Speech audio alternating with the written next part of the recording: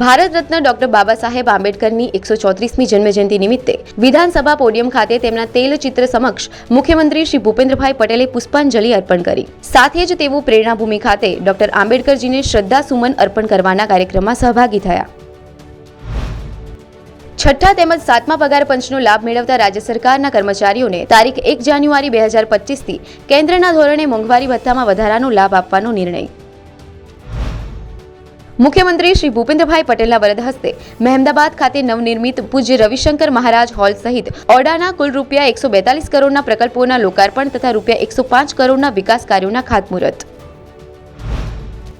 મુખ્યમંત્રી શ્રી ભૂપેન્દ્રભાઈ પટેલે ગાંધીનગરમાં ગુજરાત સ્ટેટ રોડ ડેવલપમેન્ટ કોર્પોરેશનની કામગીરીની ઉચ્ચસ્તરીય સમીક્ષા બેઠક યોજીને રાજ્યના અગત્યના માર્ગોના વિકાસ માટે રૂપિયા 247.35 કરોડના કામો મંજૂર કરવા અને અન્ય કેટલીક મહત્વપૂર્ણ મંજૂરીઓ આપી।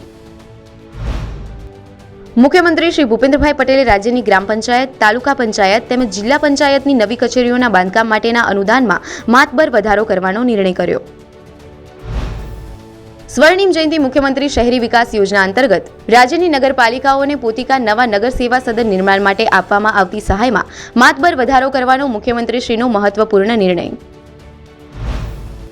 મુખ્યમંત્રી શ્રી ભૂપેન્દ્રભાઈ પટેલનો federation of Indian chambers of commerce and industries ladies ઓર્ગેનાઇઝેશનની મહિલા સદસ્યો સાથે સંવાદ।